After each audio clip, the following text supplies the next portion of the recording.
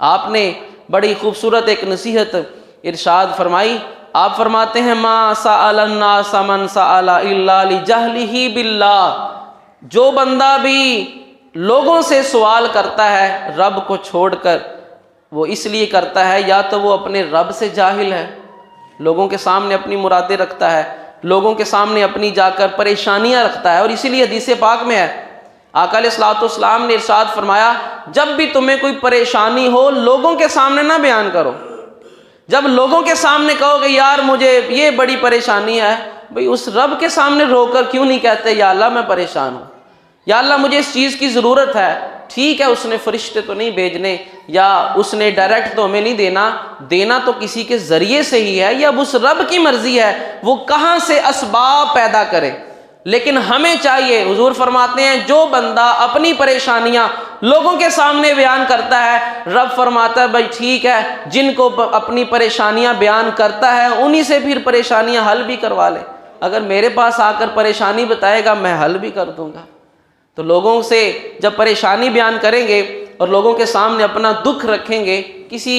رازدار کے ساتھ ویسے بات کرنا اور معاملہ ہے، لیکن ہم میں سے کچھ ایسے بھی ہیں کہ بہت ہمارے معاشرے میں ایسے لوگ بھی ہیں کہ ذرا سی پریشانی ہو اس کے پاس گئے پیسے مانگ لیے اور پھر قرضہ کہہ کر مانگتے ہیں، دوبارہ اس کے پاس نہیں جائیں گے کسی اور کے پاس چلے جائیں گے. ایسے لوگ بھی ہمارے معاشرے میں ہیں. یہ بھی ایک مانگنا ہی ہوتا ہے. اور جب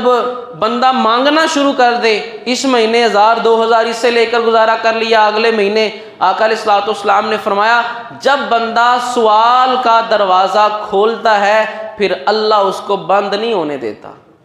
سوال کرنے کا دروازہ کھولتا ہے تو وہ سوال کا دروازہ کھلا رہتا ہے، اور جو لوگوں کے سامنے ہاتھ پھیلانے کا دروازہ کھولتا ہی نہیں ہے، بند رکھتا ہے، رب تعالیٰ اسے کسی دروازے کسی اور کی طرف جانے کی اس کو ضرورت ہی پیش نہیں آنے دیتا. پریشانیاں آتی ہیں، یہ ہمارا امتحان ہوتا ہے. اور آپ نے فرمایا ضعف ایمانہ و معرفتہ و یقینہ